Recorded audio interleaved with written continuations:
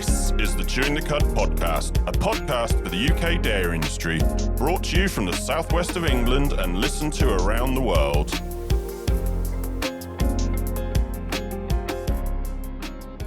Hello, my name's Andrew Jones, and with me as always, Neil Greggor. Good to be back, Andrew. How are you?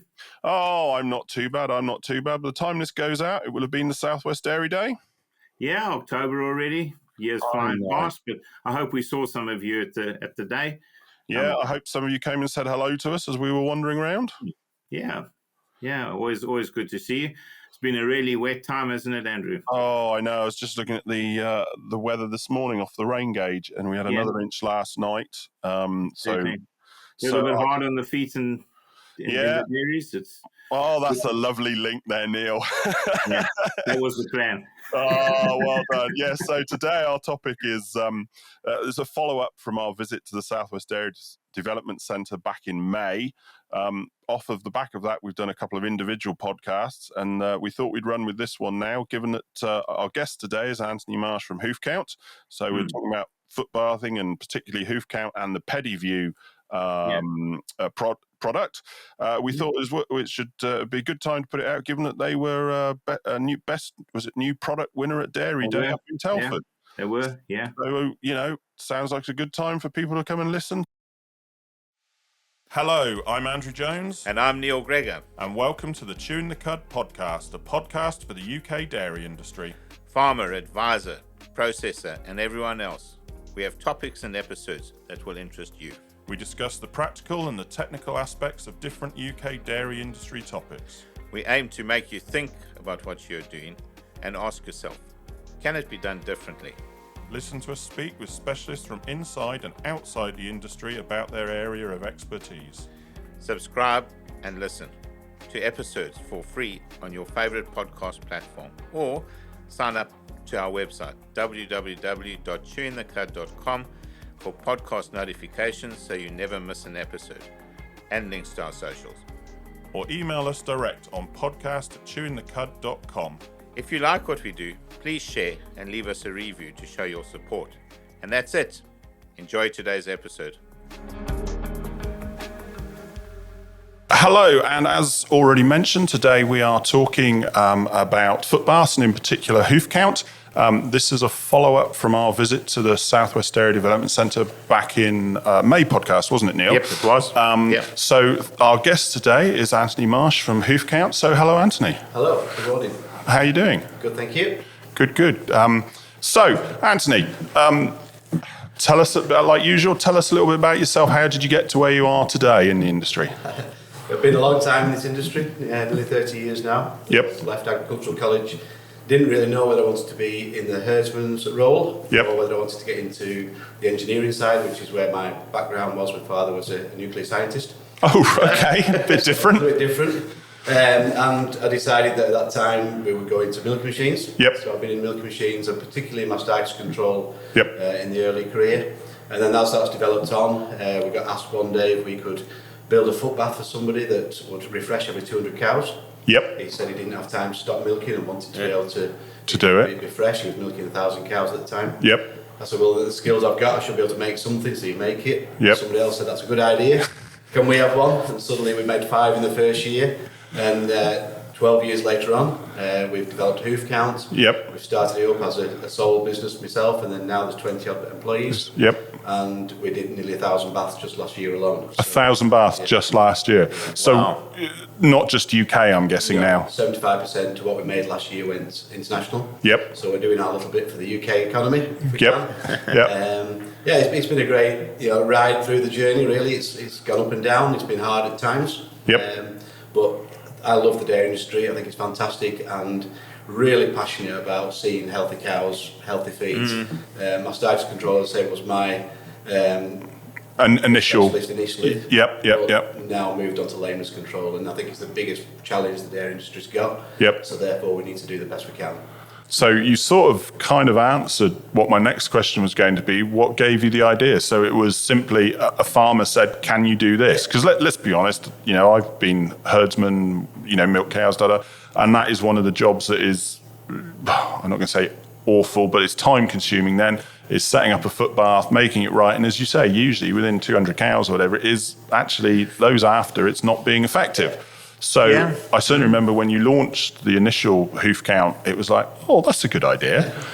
And obviously we're here today because that's obviously developed further and further. And we're here really because of, we saw, didn't we, Neil, the PediVue it's now called, isn't it? The PediVue project that has been running here. And we had a little bit of description about it and look and talk about it when we did the podcast with Mike Jones. But Anthony, tell us more about how that came about for yourself. I suppose because I'm passionate about trying to keep cows healthy, you look at any other thing you can do. And over the 12 years, we've looked at other products that perhaps we should make as a company, because you're always looking what can be new. To develop, yep. But we decided very firmly that we're going to stick to hoofs. Yep. And therefore you start thinking, well, what can you do? You think outside the box. Early detection in mastitis, infertility, has been done by automation. Yep. So why not early detection in lameness? And we probably started looking at this 5 years ago and looked at different ways it can be done. Yep. We were trying to measure the speed of cows. Yep. And how quickly they were walking down a race. We looked at a mat. We developed a mat that was in the foot bath, which measured how long the feet were on the floor. Oh, okay. So you put sensors in it to literally test? Yeah, okay. Which was fantastic. It worked. We kind of brought it to market, but then realised that actually when those cows were being noticed that they were lame, it was too late. Yeah. So then you start thinking, well, what can you do that predicts it any earlier? Yep. And obviously, foot bathing, digital dermatitis is what we're trying to control. Yep. So therefore, you start looking at how early can you see dermatitis. So you start looking around the herd. You get people like Nick Bell involved, who we've had, part of the project we've done, and realise that actually you can see it very early if you can see it in the right time, in the right instance, in the right way. And so therefore, how can we do that? Yep. And so that's where we came up with maybe a camera. Yep. On the exit of the foot bath would be a good idea. Yep. Going to be a challenge. There's going to be a lot of things that need doing. I was going to say, I bet things have evolved quite considerably from the original, I don't know, what's the word? Concept, yeah, to where it is now. I know Mike spoke to us about, was it the lights have changed and all these sorts of things, but I bet there's been a lot of evolution in the years since you started playing with it. There has, and the initial idea was great, but how do you do that? I can't do computers, I can't do AI. What is machine learning? It's a whole new world to me, but you've got to pull in the team around you of people that actually know about these things. The experts in their fields, We were privileged. We had one software engineer at the time when we started. So he was able to then guide us in a direction. We were then able to get access to the Innovate UK grant funding. I was going to say, I was looking at your website the other day as a bit of homework, and you obviously got a nice grant to help push this forward, which is fantastic. It took the risk out of our business. We would have done it anyway, but it would have taken us longer. And how do you get the expertise involved that is out there? So the grant gave us the collaboration opportunity between the Agritech centres, which is why we're here, and then mainly Bristol Robotics Laboratory. Okay. We would never have been able to access that sort of skill set. Exactly. It's not just the money, is it? Something like that. It's the network that it comes with to help put you in contact with the right people to help develop the project. And the research and the return of the information and being a guided process. So the projects, you're underneath the Innovate UK banner. You've got to deliver. You've got milestones. You've got deadlines. You've got a quarterly. Certain time frame, etc. And that keeps you moving. And so it's been a hard 2 or 3 years, but it's been a good 2 or 3 years. But like you're saying, you would have done it anyway, but it probably would have taken longer because you had to find the right people and the right processes. Whereas this has helped, as I say, it's brought not just money, but it's brought the network that comes with it. And the accuracy of the collection of the data afterwards from dairy tech places like that. That are experienced in it. We use 4 farms for the trial basis, 2 near home, 1 down here and 1 in the Midlands. And then using Nick Bell and James Wilson from Herd Health, we were then able to verify what we're doing. Because actually, since we were here, I have met James Wilson, and I know at some point he's going to sit down with us as well. So that's really good. But I was going to say, how has the project evolved from concept to, I guess it's in the market now, isn't it? It is available. Just launched the market. It is available. We're still developing. There's still a long way to go with it. But the initial challenge of trying to see DD early, digital dermatitis early, that is now available. That is being done. Flags it up on a dashboard. How's it changed? Yeah, massively. We had to put lighting on. Yep. We had to keep the camera clean, which we went through a whole different variations. Ended up being a very simple windscreen wiper and a washer. I was just about to say, what did you say? Because in my head I'm going windscreen wiper, forgetting that that's what the answer is. But what, for argument's sake, what ideas did you try to keep it clean over the development of the project? We looked at the automotive industry and looked at how they were keeping cameras on cars clean. Yep. Oh yeah, that's a good idea. Camera now. Yeah. Yep. Some of that technology was okay, but it did give distorted images. Right. We looked at air curtains, basically putting a curtain of air in front of the camera to keep all. Yep.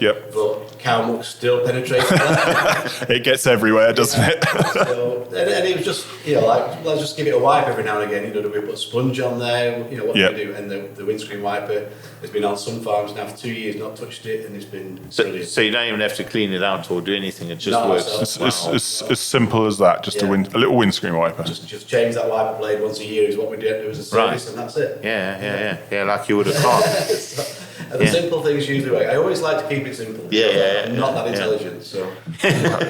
You've come up with this idea and have followed through with it, so give yourself some credit on that one for sure. But it is. I mean, the practicality of it is exactly what you're saying. It's got to be practical. It's got to be workable. It's got to be changeable. You've got to be able to fix it, and otherwise. Get done, and if it doesn't get done, then the solution's not there, isn't it? So there are more challenges. The type of camera we use has been a challenge. Yep. We're still taking videos.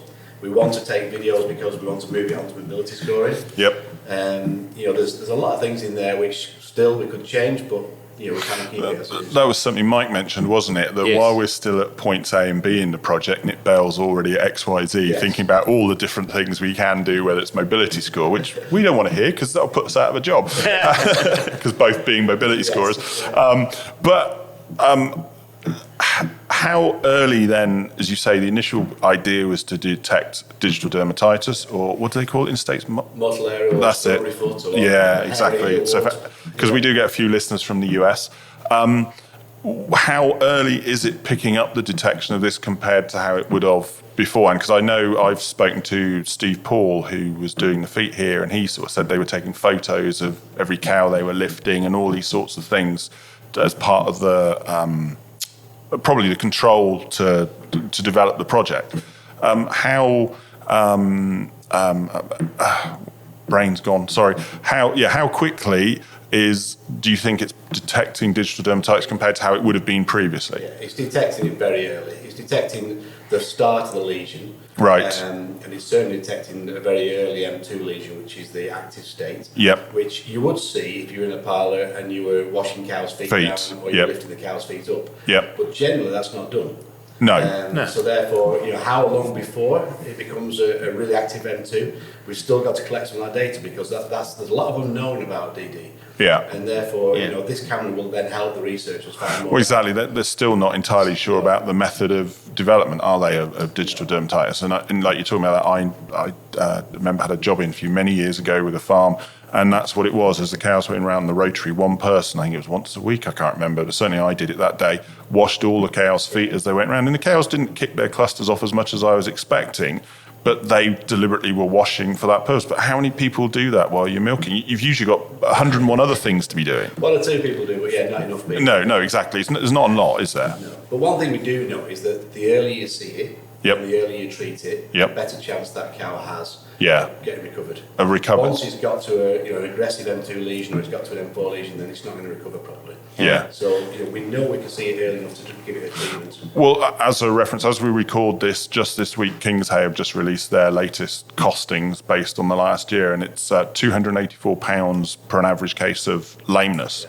So you start multiplying that up, and it soon adds money, doesn't it? And when you think that farmers only notice a third of the lame cows.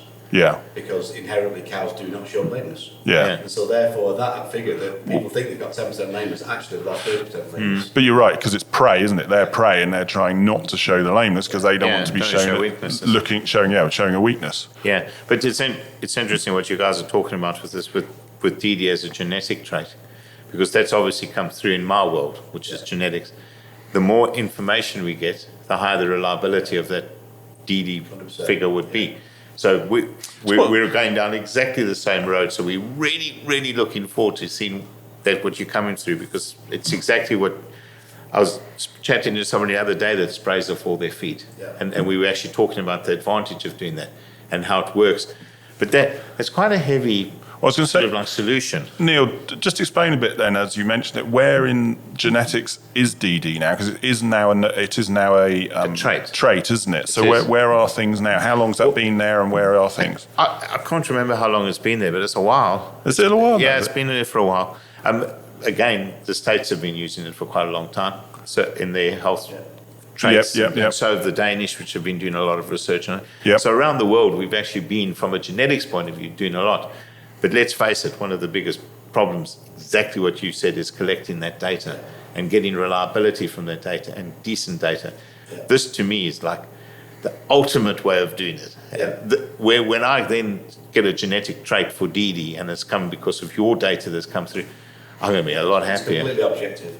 Yeah, totally. There's so many influencing factors on DD that it's very hard with the genetics just to pinpoint one thing because there's so many other things. Yes. But when we see the real data coming through, we'll be able to pinpoint everything a lot easier. Yeah. And we'll be able to then give the results back, even down to what chemical we use, what chemicals can we use in future. Yeah, that's right. Well, that to be honest with you was going to be one of my questions.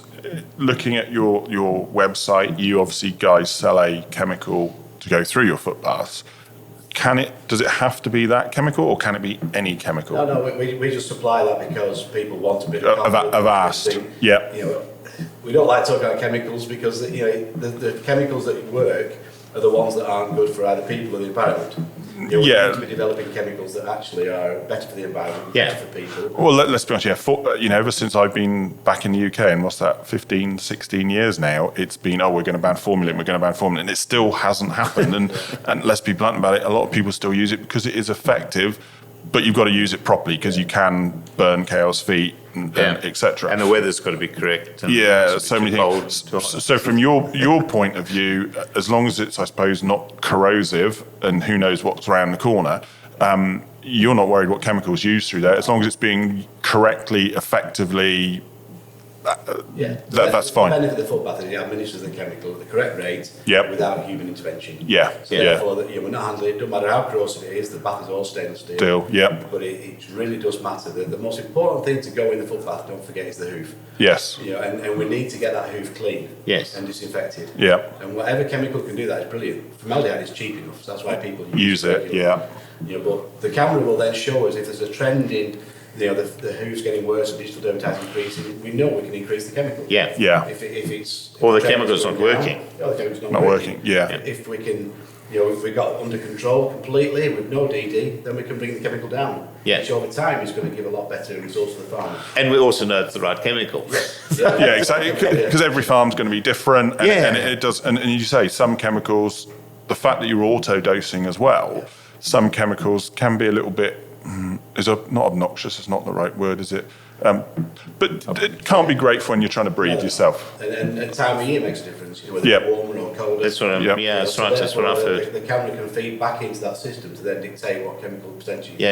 So, just taking a step aside from the PediVue, how often would you recommend people footbath? Because some people footbath once a week, some people 3 times a week, some people every day. And I mean, I guess like with the PediVue as it's set up down here, they're walking. It's set up once a day, wasn't it? They walk through it. They walk through once a day. A lot of robots will walk through 4 or 5 times a day. They don't. It's all in perspective to what chemical rate you use. So if you're doing more passes per day or more passes per week, it's bringing the chemical rate down. If you're only doing it 3 or 4 times a week, then your rate needs to be higher. It's got to be high. Obviously, that makes sense. We like people to footbath every day at least once because then it keeps the feet cleaner. Cows get used to it. The cow flow is correct through the bath because it's not something different. And you change it then every. It changes every 200 cows or every 200 cows still. So it's sort of. So how? That was going to be one of my next questions. How long is the refill time between 200 cows being through, the 201st cow's just about to come? I mean, I'm thinking not necessarily here, but I'm thinking like on a rotary where they're just, for example, my time in Oz, we had the first herd with like 400 cows. So that would have had to have been done twice in that time. But how quickly is it between refills? It's less than 3 minutes. So is it? From being fully full and soil solution to being a fully clean solution at the right rate, we're within 3 minutes. So it's literally you just stop the rotary for if they want to, what you tend to find is that as the cows see that it's spraying, they'll tend to hold back a little bit. Right. It's different. Yep. And then as soon as it starts filling again, the chemical's already been added, they Yep. start walking through. And it won't be the same cow every milking, so No. one cow might miss one. Well, I was just going to Yeah. say you're going to miss one or possibly two, Yeah. and yeah, there's never going to be the same one, and that.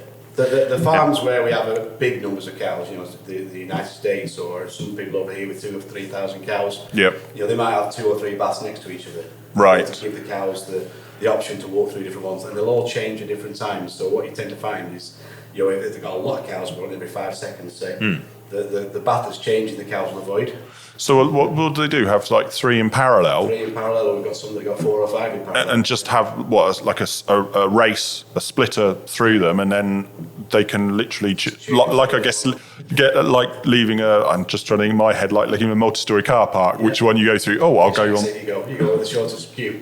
Okay. And that's what happens with cows. It's great. Cows are they're interesting creatures, aren't they? But they're just creatures of habit. Yes. Yes. They like the herd animals. They like to follow each other. Yep. But they just go with the least resistance. Do you know? I didn't realise. I guess I'd not seen any pictures of it, or maybe they are on the website and I missed it. But I didn't realise. So you do actually have set up like that? Yeah, and because what the great thing is, a lot of people inherently on bigger herds will have had a big wide footbath. Yes. So Yes. that might be 12 foot wide. Yeah. And that's got 12 foot wide width of chemical and water. Yeah. Well, if you look at our narrower baths, then we can halve the amount of water and halve the amount of chemical used. Yep. Because we've got 3 or 4 narrow baths rather than one big wide bath. Yeah. Yeah. So the action on the feet is a lot better. And it's going to be anyway because of the fact that it's recharging every 200. Because more often than not, that would have been left for a milking, and like we probably already mentioned, I think we have. But the first 200 cows might be fine, but the last 200 cows. And the problem is the last 200 cows are the worst with the feet. Yeah, So it's usually why they're there, isn't it's it? their treatment. Yeah. Oh wow, that's interesting. I hadn't even thought Or that. walk further, or out grazing, and the last ones. Are the Yeah, well, they're the ones who've low stood in the producers. yard, haven't they, for Yeah, longer? And, because they're in pain. Yeah. They stand back because they True. don't want any suffering, so they won't barge the way to the front. yeah. Yeah. Even though really they need to get to the front, get led down again. That's right. But they don't. So it's a vicious cycle with lameness. You not get. Yeah. So you mentioned 1,000 last year, but how many hoof counts are there out there? There'll be over 4,000 now. Yep. Gee, fantastic. Nearly doubled each year. So the year before we'd be about 500, and then trace that back. So Wow.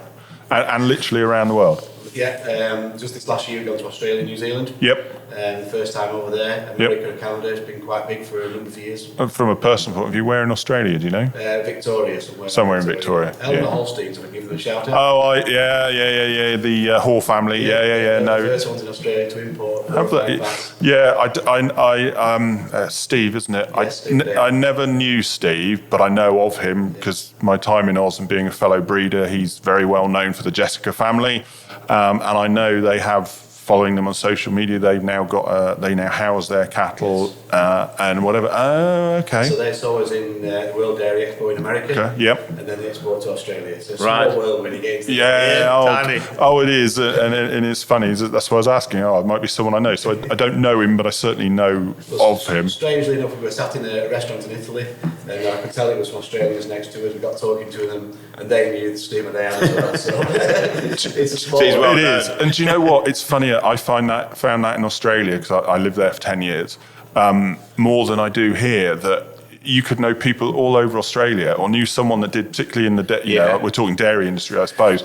But I guess because it was more fragmented out, That's and right, yeah. the distance was huge compared to what we're here. But it's like, you're talking about Steve. It's like, well, but I mean, lived in Queensland, and I knew people in Western Australia, South Australia. You just knew people because you bump into them, or oh yeah, this is such. You just like, and as you say, it can be a very small world sometimes. Yeah, it can be. It's a great industry. I love the It's industry. just absolutely tremendous. Definitely. It's one of the joys because I know we're getting completely off subject, but I remember That's being in fine. North Yeah, it's Queensland. cool. There's me, an Englishman, in Australia, talking to a Canadian, I Yeah. think it was, a lady from, I think it was Alta at the time, and we were all talking about cows. Yeah. That's incredible, isn't it? It can be a very common language. Yeah. So therefore, all the dairy industries and all the dairy farms in the world need a footbath. The world's the Certainly industry. do. Well, we do get listened to in different places around Yeah. the world. I haven't said this to Neil, but I think our latest one, we've just been Uruguay. We've Yeah. got a couple of listeners from Uruguay. Amazing. So you're just like, anyway. But back to that, I was just sort of like thinking about the genetic side because that's usually what I'm thinking about. how you already give out information that you have through to genetic institutions? We haven't been doing it yet, no. Not yet, but it's coming. We will do, Yeah. We have to have the agreements with the farmer to share the data. Yeah. Well, that's some of the thing James wants, isn't it? And I heard him talk, and is getting people to sign up to be able to provide that information. With it. We do have sort of similar ideas in Denmark where they actually do get that information from the hoof trimmers. But it's different in Denmark, isn't it? In terms of the whole thing's reported through the vets. Through the vets and through the hoof trimmers. It's like all the drugs have got to be done through so it's a vet. easier. To record this sort of information. But it is going to be so important in the long run. There's a lot of research in different areas. We try to work closely with hoof trimmers. We work closely with Liverpool University at the moment. We're doing a trial on dry cows and the effect of foot bathing on dry cows. There's so much going out of that. We need to know a lot more. And AHDB is involved as well, aren't they? I mean, they're always there. You mentioned dry cows. Again, it wasn't the product I was aware of until I looked at your website. I've forgotten what it's called, but you've got one specifically really for dry cows, haven't you? The transit system. Transit system, that's it. Are there many of those around? There's not. There's a few around, but it's a way of being able to foot bath dry cows because from my history of mastitis, dry cow period is the most important period in the definitely. cows. Nutritionally, I'd say the same as well. And if she comes into lactation wrong, she's going to be challenged all the way through lactation. Of course she is. If she comes into lactation with DD, she will reoccur throughout the lactation. So we need to get heifers and dry cows clear before they calve down. Plus pass it on to all their mates. It's the time when you've got to be able to do something with the cow. But often, the dry cows are put into a pen somewhere out of the way. It's a dirty. Trying to run her through the foot bath is just a pain. So, we developed the transit system which feeds the cows. So it gives them a dry cow pellet as they steam up to milking. And that then, when they come in to get that, they get a foot bath at the same time. And that's the trial that Liverpool are doing. So it's been proven straight away. It's been on a year now. And within the first 6 months, we could see the results were coming through really well. That's it. Yeah, you see, it just makes sense because I've been sort of like a couple of years back, I was in a country and they kept asking me, how are we going to fix our feet problems? I said, well, do you foot bath? Yeah, we do. Right, how do you foot bath? And you sort of get on top of it, what they're doing, but then sort of standing there saying, you've got about 5 crippled cows walking around in your cow house. No, don't do that. Get them out of here. They're spreading it. You can't leave them there.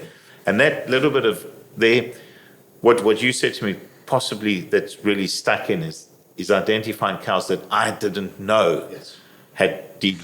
That's massive.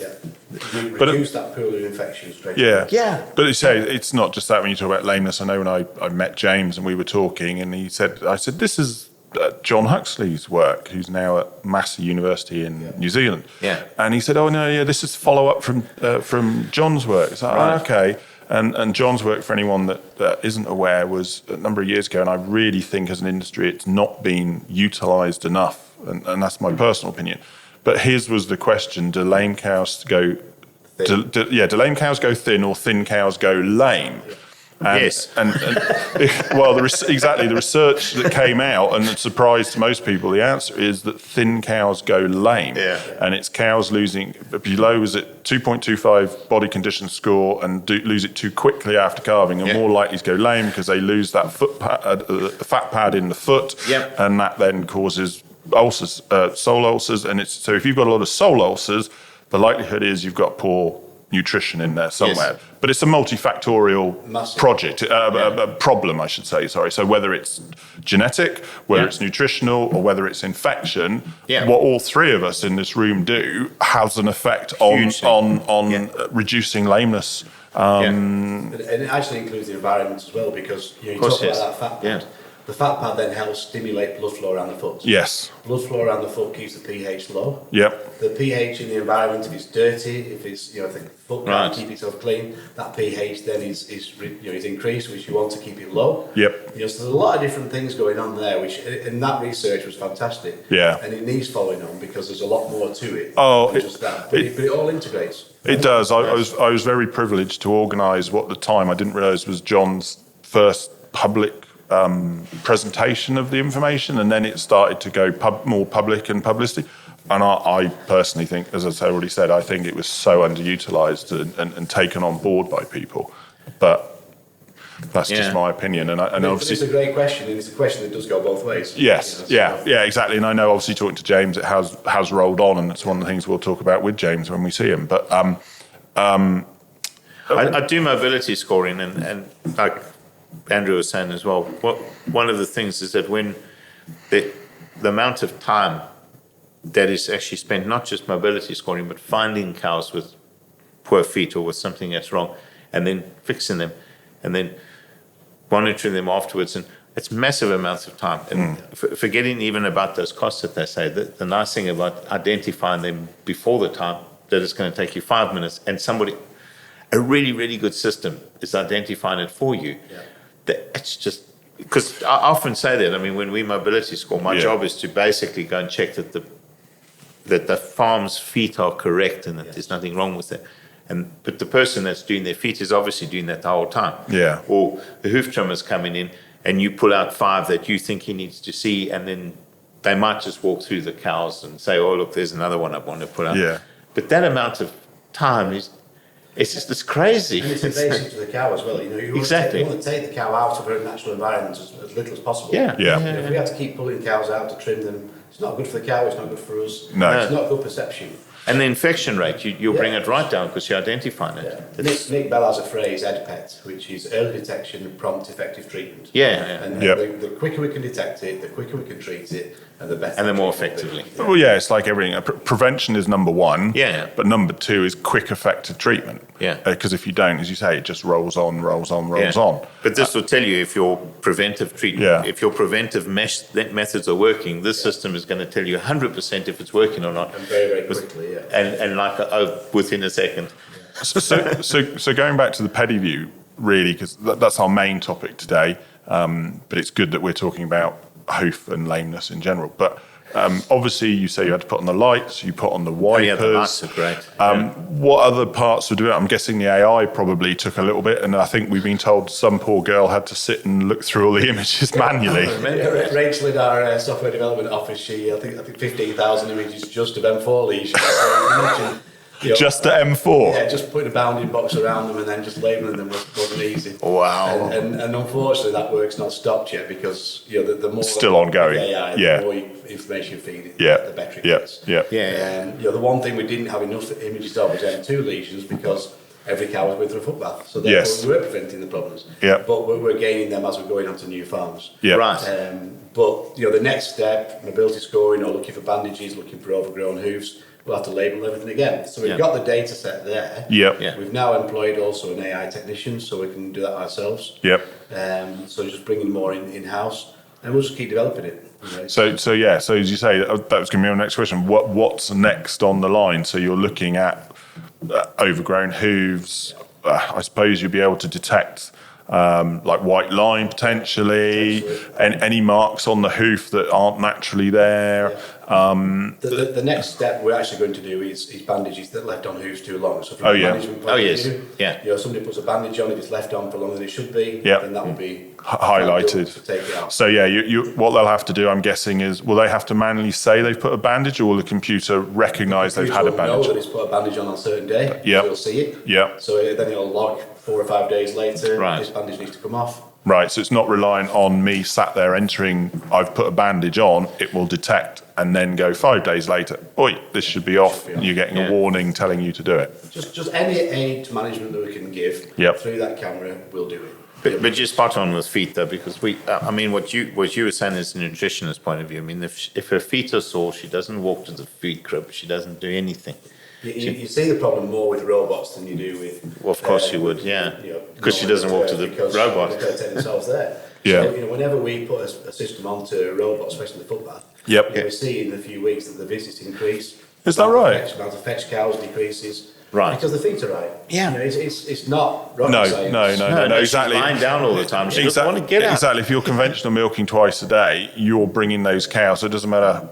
I say how lame. That's not quite right. But as you say, if she's just that little bit, you are still bringing her. You're still effectively forcing her through the system. Whereas robots being voluntary. That's right. If she doesn't want to come, she ain't going to come. No. So if she's got sore feet, she's not going to come. So you are seeing an increase in.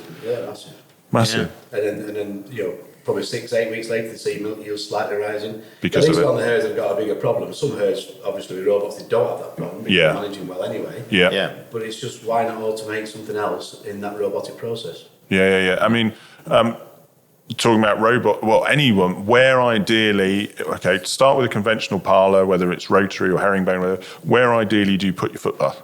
On the conventional parlour, on the way out of the parlour. Yep. So on the race that comes out of the parlour where the cows are walking every single day, Yep. just naturally put it there because that is what they're used to. Yep. On a robot, it gets very difficult because ideally you would put it on the back of a robot on a segregation area, so one footbath can cater for 3 or 4 robots. Effectively like you've got here. Like we have here. Yep. But then they're going through a race, they're going through a walkway.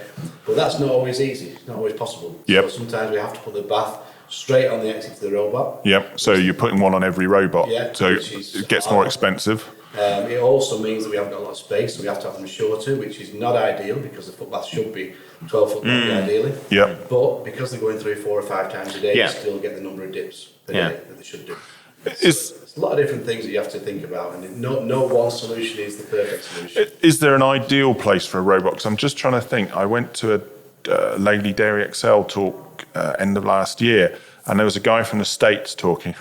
It was funny because it was like they had 3,000 cows, 1,500 milked through I think a rotary, 1,500 through robots. He had 30 robots, and he said we started small, so the audience thought, probably like myself, we started with 10 or less than 10. He started with 18. And the gasp in the room was like, what? And he's like, well, I am American. He sort of picked up that we were all like, I started small with 18 robots and he's now got 30. But I think that they were having a debate then is where's the best place to put the footbath. I can't remember where he had it. I don't think it was next to the robot. I think it was more at the other end. So then, a lot of them do it on the cross alley at the other end of the barn. Yep. Which, I have a bit of an issue with because then sometimes you have to drive the cows through there or you have to shut gates off some days and not other days. Yep. And it becomes a very unnatural process. The great thing about robots is it's natural. Yeah. The cows are wandering around as they want to. So you need to try and put the footbath in that system where it's more natural. So as you say, they're exiting the parlour, or robot in this instance, but they're exiting anyway, so that's the place to do it. As you say, if you stick it at the, let's for argument's sake take here, if we stick it at the other end, sorry, it's going to be here now, I'm pointing right at the end of the dries now, but if you stick it down here, well, who's going to guarantee that cow's going to come down here unless you particularly shut everything off, and particularly Laley, like a free flow system, don't they? Sure. I know others prefer a forced system, but Laley certainly like a free system, and therefore it's moving. It's as you say, it's a natural flow. Yeah, and I suppose you'd have to have a sorting gate on a robot as well, because if she's just going through and not sort of trying. Shouldn't be there and it's getting chased out. You don't want her to go through the footpath every time. No, most of the systems do have a seg gate anyway. Yeah. If you want to be able to bring the cows around the back for something else. Yeah. It's there in the software to be able to seg them once a day through the footbath. That's right. Otherwise you go through 10 We'll times. but then as we've already discussed, isn't it? Here they're once a day, but you say you've got others that will go through 4 or 5 times a day. On the exit to the robot, there's nothing else we can do. That's right. That's what I was thinking. It still works. But it's as you say, in that instance, it's adjusting your chemicals, so they're getting a daily dose rather than a usage dose. It's just you get to 200 cows quite a lot quicker if one's going through 5 times. It might be it's just the way it is. We'll use a little bit more water and press a bit more chemical, but the most important thing is the feet are right. That's it, absolutely. Well, the whole point is that this is why the system is brilliant, because you're monitoring it continuously, and that makes a huge difference, doesn't it? The camera on the robots is a little bit more of a challenge. It's all right on the ones on the guided exit through the back because we're going through a race. Yep. We did have some cameras on robots where the bath was straight on the exit to the robot. Right. Because they're wider. Yep. And because cows can tend to wander off a little bit left or right. Rather than being guided. Challenges with that image. Right. We will work on that. Yep. But at the moment, we really want it to be on like a raceway. As you say, because a race is just a cow's width, whereas as you say, if they're going, you almost want a little bit of a race at the end of it, don't you? But sometimes you haven't got space. So if you look at the images from the camera and the way that it's picking up the algorithms, it's usually the step after the footbath that it picks it up as it lifts its feet. Okay, Not just as it steps over the step. Yep. So, you can see on the website some of the videos, and it is further down the race, it sometimes picks up the lifted hoof. Mm-hmm. Okay. The algorithm's got to look for it, filters a lot of data, Yep. takes a lot of the images away that it doesn't need, then it picks up the image of a lifted hoof, so the hoof in lifted position where you can see the whole underside of the hoof, and that's what the snapshot is taken. Yep. And that's then when it actually starts looking for the DD. Because it's 8-second video, isn't it, as it goes through? Is that right? Approximately. Sometimes it's longer. It depends. It starts when the first cow comes through. Sometimes it might last 20 cows length. Okay. Taking snapshots throughout that. Yep. Using the filtering, machine learning, which is way above my head. Well, I know we're all going to have to get used to calling it differently because everyone says AI now, artificial intelligence, whereas we're as an industry used to AI as obviously artificial insemination. Yeah. But I was telling this to somebody, I can't remember, it might have been Mike when we were here, I can't remember.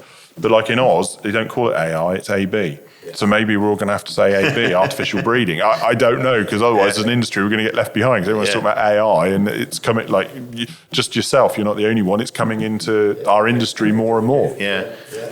I was at a food market in Taunton last weekend and there was a little store with sort of like cards that they were selling. And the one said, to a farmer, AI doesn't mean the same thing as it does to you. That's about right. Yeah, and I keep having to say that all we have in our office, we have AI, so we're working with artificial intelligence. Yeah. We have a lot of natural stupidity as well. NS. So you've mentioned it, but do you have any hard figures that you can tell us that? You've got the 4 trials. How many are now commercial? Now that it's commercially available, how many are actually out there other than the 4? We've added to 3 more farms in the last month. It's only a month since we did it commercial. So our plan is the next 6 months to do 2 more farms every month.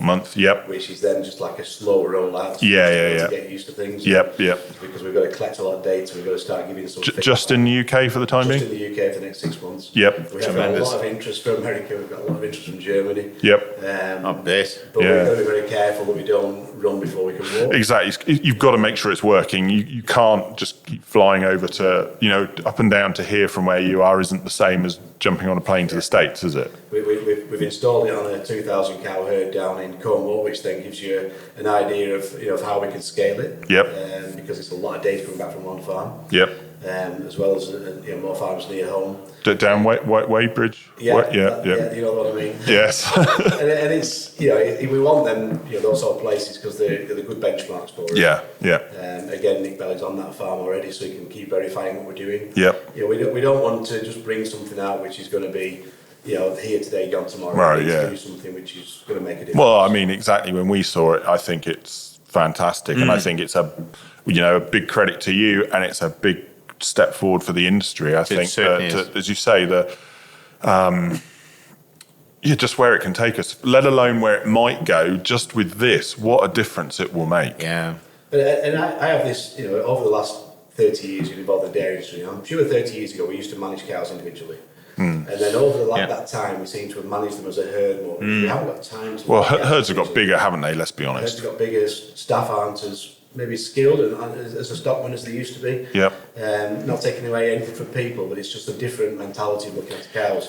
But I think this sort of technology, and it's not just us, there's other things happening, with cameras in the air looking where cows are and behaviour. It brings it back to looking at cows individually. And then as long as people can know how to use that data, or we can give the data in a relevant format, that's the key to it. So agree with that. But you are right. I mean, let's be honest, I've milked and managed 1,000 cows when I was in Oz, and so a couple of people said to me, how do you do it? Well, as long as you've got the facilities, it is easy, to be honest with you. If you haven't got the facilities, it's hard work. But like this, if you've got something like this that is effectively doing a job for you, makes life so much easier. But we definitely did go away from individual cow attention. I remember it being one of the bugbears. I thought it's just totally the wrong way to do it. It's the only way it can be done, because suddenly, finance pressures, everything else, we need to get more milk in the tank, we need to get it cheaper. No, that's fine, that was that period of time. We now need to look at sustainability, we need to look at how each cow is profitable, make sure that we're not wasting these things, make sure that we're animal welfare, we're looking after each cow. That's right. And so let's manage them individually again, and we can do that using technology. I don't think it's changed. I just think that you're right, we got into such financial situations where we had to change it, and labour and everything, but we have to go with AI to go back to individual cow attention, and to be fair, it is really the only way. And we keep the numbers, we keep the herd sizes, we keep the production levels, we keep the costs down, we just use technology. It makes sense. how is the cow identified as she's going through said footbath? Is it simply off whatever collar, ear tag, whatever she's using? Yeah, at the moment it's just an RFID, so that implants that ear tag or cow identification alongside that image. Yep. There's other ways we're looking at doing that, going forward, using AI again. Facial recognition is quite easy with cows. Yep. The problem is it just uses a lot of data, and at the moment we haven't got the infrastructure for getting that amount of data up into the cloud and back down again. Yeah. Because I was going to say, because obviously there's various different systems on there. Here you've obviously got the Lely system, but you could potentially have SmartX, you could potentially have Cow Manager, you could have Alltech. So is that confusion the fact that you've got to marry with so many different systems? And we want one system to be able to go to farm. At the moment we use what's called the NEDAP system, which can look at the gear collars, it can look at bowmatic collars or leg bands, or it can use ear tag ID. Yeah. I think in the next 3 or 4 years in the UK especially, we'll have generic ear tag ID. Yeah. The sheep industry's already doing it. Why not the cow industry? Well, I had that when I was in Oz. I think it was just before I got to Victoria. So when was that? Early 2000s. The Victorian government, I think it was, gave 1 million ear tags. What's supposed to be to the beef industry, I should point out. There's 1 million EID tags for the beef industry. I think 99% of them got taken up by the dairy industry, and all of a sudden you had a lot more auto IDs on rotaries, etc., that they'd never had before because, well, free ear tags, why not? Yeah. And that's what everyone used. Beef cow in the end, isn't it? So it's. Well, yeah. Oh dear. But then, I was going to ask my next. So, from hard figures, how much from the trial, whatever, have you seen a reduction in lameness or in visitations or whatever it's happened to be? We've not collected that data yet. Right. Just giving the people the information, and they can do it once. It's anecdotal, but we will do over the next 12 months probably really get down to how early we've seen it, what differences that made. You probably would then need to run a study where 50% of the herd are looked at and 50% of the herd aren't looked at. Yeah. But it's a bit like the foot bathing data. We know it makes a difference. Yep. At what point do we actually start doing a proper trial to say what level of difference it makes? And what was the decrease in DD in comparison to when you weren't doing it, when the group that you weren't? But we'll get there with that, but we just know that it can be seen early. If it's treated early, it can. Well, as we've just said, is it £284 a case of mastitis? Well, if you're knocking that on the head ASAP, and I mean, obviously, if they're going through hopefully just constant foot bathing will sort out any DD sooner rather than later that they don't need the intervention. But obviously, if they do, you're picking it up and away you go. But I mean, I guess the hard question is, how much does one of these cost? It's going to be on a subscription basis. Right. There'll be a small amount for the cost of the equipment to start off with, which we'll try and reduce if we can use different things rather than EID, because the EID is the bit that costs money. Yep. But going forward, it'll be subscription basis purely because we can then keep redeveloping it. I was just thinking that. Well, I guess you probably. Upgrades, it'll just be a constant. I guess you need to in terms of the cloud access, etc., as well, doesn't it? Just we've got 3 people sat in that office now working their way at developing this. Unfortunately, I have to pay their wages. It's not that we're trying to be greedy. I think we just need to keep developing it. We want to do ability scoring, we want to do other things. We've got to keep feeding that money back into it. It is, because I mean, when you speak about a subscription kind of system, I quite often hear farmers saying, if you get somebody comes and sells you a system, and then a year later we got an upgrade, pay for that. And then 6 months later we got another upgrade. This will cost you so much. And the one guy said to me, if somebody gives me the system, I just don't want any upgrades. And so you guys are thinking... we're just going to do that. We want to be able to give the best... You have to. You have to carry on developing. I was going to say that, but then on the flip side, you saying that now, I know there's plenty of people, because everything's going subscription. For argument's sake, the Adobe Audition that this is being recorded on. I can tell you, if you go on the right places, there are a lot of people do not like the fact that some of these things are everything's on the subscription model now. I personally like buying something myself, but that's almost like we were saying, it's becoming old-fashioned. It depends a bit what you're doing. It's not how much it costs. To us, it's how much difference does it make. What's it saving? It should be that. And if it's farmers get paid monthly on a month-to-month check. If they can see the return within that, they're not having to get the initial investment, but at the same time they're getting a return on what they're doing. And we need to get a return. The farmer needs to get a return. We need to get a return. At the end of the day, the cow is the one that's going to benefit. So if I came to you today, let's take here what we've got here, 180 cows. What's it going to cost me to install one system? So similar to what you've got here, and then what's it going to cost subscription-wise? I assume that's done on a cow basis, or how's it done? So for this next 6 months, because we're doing an offer for the first ones that are out there, it's £3,000 to £4,000 for the equipment to be installed. Which then, that's that. Then it's going to be 50 pence per cow per month at the moment. Going forward, eventually probably £1 a cow per month, but in the initial period, 50 pence. Within that, you will then get manual mobility scoring given to you as well, because we want that data to be able to feed back into the system. So by ROMS accredited trainers, we can give that. Which is what Mike was saying he was doing here, wasn't it? Is to what's the word?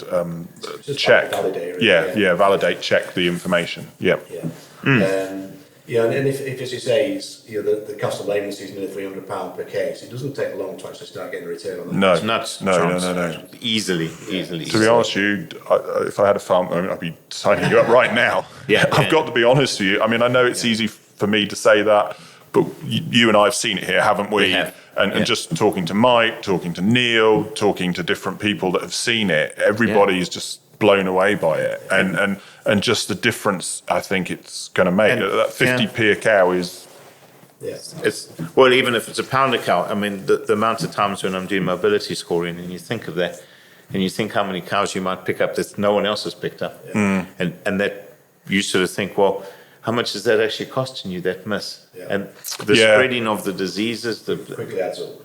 Oh man, it does. I know I've been on a farm. I remember one time, and they thought they were on top of it, and I walked away thinking, oh God, they're not going to want me back here again, because I just felt it was there was a lot that they'd missed. And as you say, and I remember having a discussion actually with James Wilson. He said, no, you've got to be hard. You can't err on the side of caution rather than on the other way round. And if is it a 2 or isn't it a 2? Put it as a 2, because it's better that they're lifting that cow, looking at that cow, even if they find nothing. It's better that you're doing that. And as you say, something like this. I think what's important to say as well is that the farmer will get some dashboard to look at where the information is all sent back to.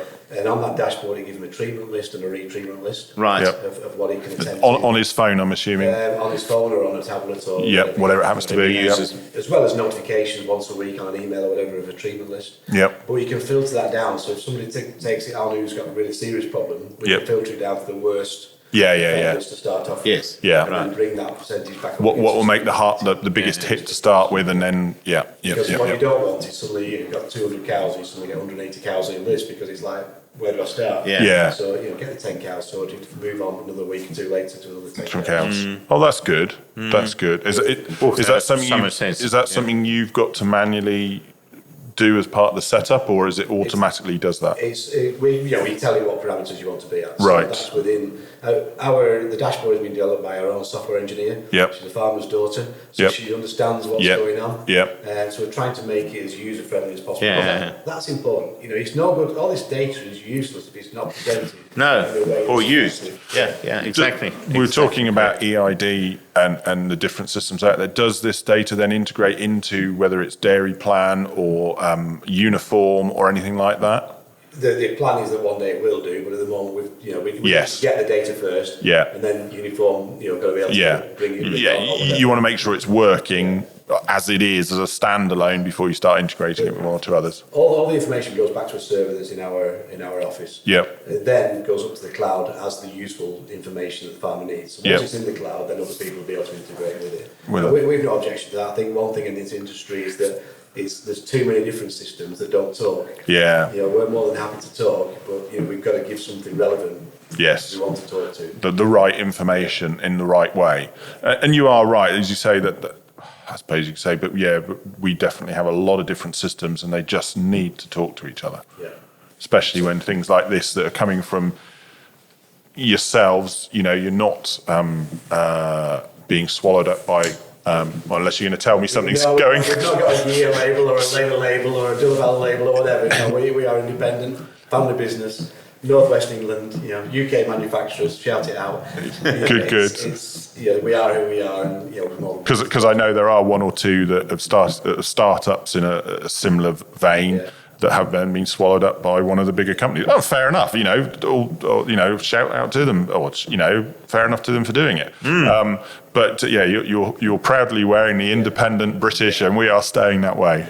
As far as we can see, Good. It's lovely to see a great export from around, going around the world and the interest you're creating from it. I'd say, as probably you said, I'm not surprised. Really not surprised. Yeah. Especially something that's good. That's amazing, isn't it? Yeah. It's exciting to be a part of it. I bet. I never thought 12 years ago when I started on my own that we'd be employing this many people doing something like this. No, it's exciting. Yeah. Well, but it's all about the cows. It is. It is, undoubtedly. It's the individual cow. That's Yeah, right. yeah. Well, exactly. It's all about the cows. So, you've already sort of said that. So, what's next, really? Concentrate on what you do and do it properly before you move on to the next. Fair enough. I agree. It's very easy to get distracted. And this was one of the questions within the project when Nick saw the images first. I said, you can do this, you can do that, you can do the other. You've got to keep focused on what you're doing. Deliver what you're doing, and then move on to the next thing. And let's be honest, you are still, even though it's been 2 years here or whatever it's been, 2-3 years in fact, it's still relatively early days, isn't it? It's still early. Yeah, but there's so much we can do just with this. With regards to labourers, so let's just concentrate on that. Yeah, and that is a big bugbearer for the UK industry, isn't it? I mean, I've got the Kingshay figures here. I mentioned the 284. See if I can just find the right page because it talks about how many leave the herd. Here we go. Reasons for cows leaving the herd: 6.9% is due to lameness. 5.1% due to legs and feet. Well, I queried that, and that's meant to be reflection of conformation, which I guess comes more on the genetic side of things. But if she's probably got poor legs and feet, she's probably more lame as well. But so under the latest Kingshay figures, 6.9% of the herd are leaving because of lameness. And one of the biggest problems is probably actually infertility. Yeah. But the biggest issue with infertility is actually lameness. And condition, because she doesn't eat, because she's lying down and doesn't want to get up. Which comes back to John Huxley's "the thin cows go lame or lame cows go thin." Yes, is the answer. Bigger impact of lameness than we realise sometimes. But it's from a genetic point of view, there's correlations that we work out, and feet and leg scores have always had a correlation with DD. So digi and poor feet are correlated. So what you were just saying about those figures, I forgot now. I have it in my computer, but there's definite correlations. And there's to be with the angle of the foot and the way that they, how near that foot is to the dirty surface. Exactly. And it's called like keeping feet clean. And they're definitely bloodlines. Oh yeah, Andrew and I've worked with them that have got softer feet. And definitely. Obviously, then they'd be more. There's definitely herds out there which keep the breeding within what they're doing, and they have no DD whatsoever. Why do they get that, and then other herds have a massive challenge? Oh, it's there. A lot down to genetics, a lot down to being a closed herd. But genetics definitely. And ASGB have done a lot of research. I mean, their DD score is good. I mean, it's a little bit difficult because there's not huge genetic variation. So we actually, like I explained to you, we need this kind of thing, this kind of information to come into the system, just to push up that reliability. And I'm really looking forward to it. Well, I'm looking at the time now and thinking, blimey, we need to be wrapping this up because we kind of get carried away always because we love what we talk about. We talk about cows. But, so, Anthony, any last words of wisdom? Just keep enjoying cows because we need to do the best we can. We've got an issue with public perception. It's going to get worse. We've got an issue with animal welfare because 30% of the cows in the UK are lame at any one time, and that is not a good perception to have. No. So we need to keep striving on, need to keep working better for the cows, for the profitability, for sustainability, and utilising technology is definitely going to help us do that. Oh, undoubtedly. Absolutely. As you say, the AI is replacing 2 or 3 people to take that time to do this sort of thing. And doing it very, very accurately. And any last thoughts from yourself, Neil? No, just delighted that we're going back to individual cow attention. It's my absolute passion. That's it. Well, on that, I think it's time to wrap it up. I'd like to thank Anthony for his time. Thank you, Anthony. It's been absolutely fantastic, and thank you very much for seeing us. So really, I think it's a goodbye from me. And a goodbye from me. And a goodbye from me. Thank you very much. Thank you for listening to the Tune the Cud podcast, a podcast for the UK dairy industry, brought to you from the southwest of England and listened to around the world. And now for the really boring bit, I'm afraid, the legal disclaimer. The information provided during this podcast has been prepared for general information purposes only and does not constitute advice. The information must not be relied upon for any purpose, and no representation or warranty is given to its accuracy, completeness, or otherwise. Any reference to other organisations, businesses, or products during the podcast are not endorsements or recommendations of Chewing the Cud Limited. The views of Andrew Jones are personal and may not be the views of Chewing the Cud Limited, and the views of Neil Greggor are personal and may not be the views of Viking Genetics and any affiliated companies. For more information on the podcast and details of services offered by Chewing the Cud Limited, visit www.chewingthecud.com. Thank you and goodbye.